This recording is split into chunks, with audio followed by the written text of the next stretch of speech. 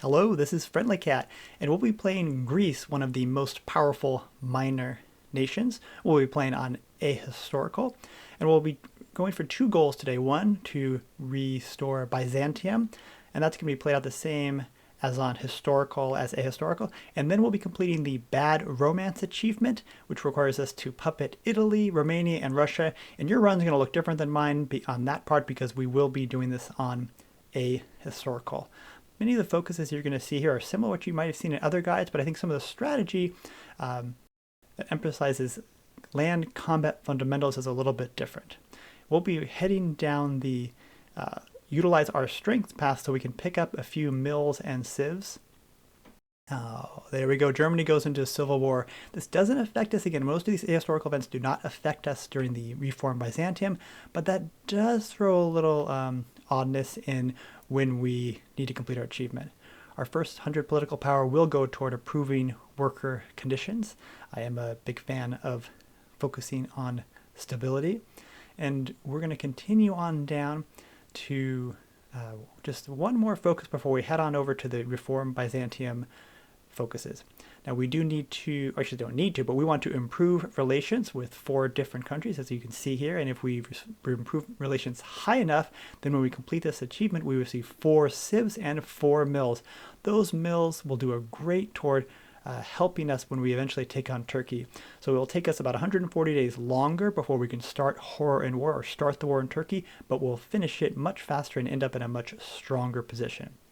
As we head down the left side of the focus tree, we now have 6 mills, which is actually quite a bit.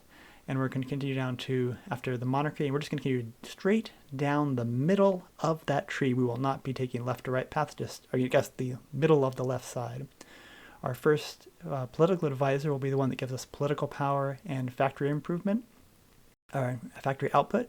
We're also taking the Army Defense Advisor for Army XP, and now we're also going to take a Naval Advisor for Naval XP. And we couldn't take these until the monarchist path had been started, unless they were loyal.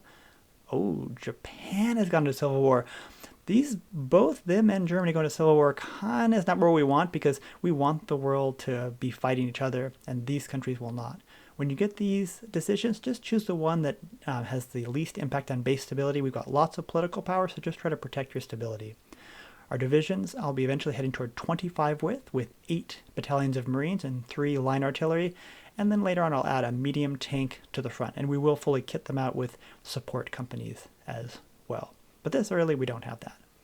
When we get to this event, again, some of these events may seem unsure, like, what am I supposed to take? The Ghost of the Past? Oh, okay. Yeah, we want to take the top option here and continue down the middle of the path as we get resurrecting the Megalane idea. We're going to take the bottom option. Again, pretty standard. We take the bottom option, and it looks like this is going to be a long focus, but it's not too bad because only Italy will attend, and that will eventually cause the focus to cancel out. We don't have to take any actions, it just cancels. Italy's finally taken out Ethiopia, good for you. And again, the focus did not complete, it cancels, which allows us to now proceed to horror and war. So we're about 140 days later than if someone had just gone straight down there, but we have a much, much more powerful army. We're sitting on 4 assault marine divisions, 2 infantry assisting divisions, and 36 with cavalry divisions. That's no joke. They're not fully equipped, but that is going to be the key to a very fast defeat of Turkey. When we get this, launch a coup, we take the top option, and we're going to immediately befriend the communists. This is one of the many little, actually really soft minigame, not much of a minigame at all, that increases our stability over the long term, gives us a stability boost. Now let's take a look at UK, because we want to think about life after Byzantium, and it looks like UK has gone as an aggressive democracy. That means they will have no further appeasement. That means they're going to be guaranteeing. This is not good for us. We want a non-aligned or a fascist or communist UK, and France hasn't made a choice yet, it looks like. It looks like they're going to stay democratic for a while. Overall, not great ahistorical roles for us so far. And this is what our research looks like as we begin the war. I should have taken the artillery the artillery technology for more powerful artillery, but other than that, we've done pretty well. we're also going to take both the artillery and infantry army advisors.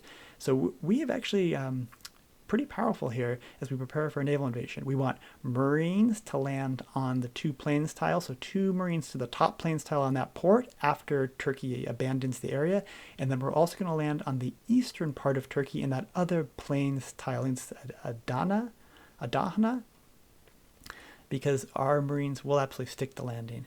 And now we've started the double-headed eagle focus, and so we're on a race. The question is, can we capitulate Turkey before that focus completes? Now let's try it. And our Marines will land. Marines with Pioneers and the Special Forces Doctrine, they will absolutely land on a plains tile.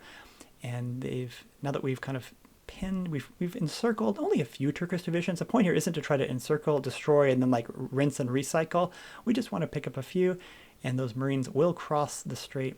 Meanwhile, Turkey does not have enough troops to guard its border, so they've abandoned one of the little islands, so our cavalry can now expand out. And we're going to dump cavalry, those 6-withs, into the east of Turkey, and as we dump them, we're going to expand out and take advantage of the wide borders, and that we have many more divisions than Turkey does, so they cannot defend their borders. And sure enough, the Marines will take Istanbul or Constantinople, and they will cross the strait as well. That's what Marines are great at. It doesn't take too much longer for us to simply encircle and move around. We've got Turkey. Let's see, did we beat the focus? Did we do it within 70 days? Did we win the race? Let's take a look in just 1 second. There it is. Well done. We cannot restore Byzantium primarily because we haven't completed the focus, the double-headed eagle focus. But actually, Romania sent some troops down there, and they actually control 2 of these states. But after we take the 2 states from Romania, we can now restore Byzantium. So I think about maybe 76 days, 77 days from the start of, or the end of Horror War. Landing on Romania, not too difficult. Our Marines land pretty well, particularly since Romania sent a fair amount of divisions, maybe 10 or 15 divisions down to Turkey to fight. Too bad for them, it just means there's less divisions. Standard land combat, we do a focused attack in one area, and then we spread the cavalry out so that we can encircle. And Romania cannot fight us too well, again, partially because they sent so many troops to spend the rest of their lives in Turkey or in, just to say they weren't there in Romania. As we look at Germany, so they have not decided whether they're going to democracy, and I'm a little bit concerned because if they go democracy, it's going to be really tough. Well, let's go after Russia. In this run, Russia went to a civil war, and the way that it's set up for them is that the Soviet Union has a very hard time against its Civil War fighters, or the anti-Civil War folks, which means they have a really hard time defending against us as well. They just don't have enough divisions, and those 6-width can just wipe around. There isn't a lot of combat. We're just walking through the land because there are no troops to oppose us, and the capitulation level is very low for Russia. I think it's designed to help their Civil War people, whether it's SSSR, whoever it is. And the SSSR did not take a bunch of land, so it looks like the Soviet Union is going to live past the peace conference. So, well, we'll have to live with that. It's unfortunate. But I guess I forgot how civil wars work because they don't live past the peace conference.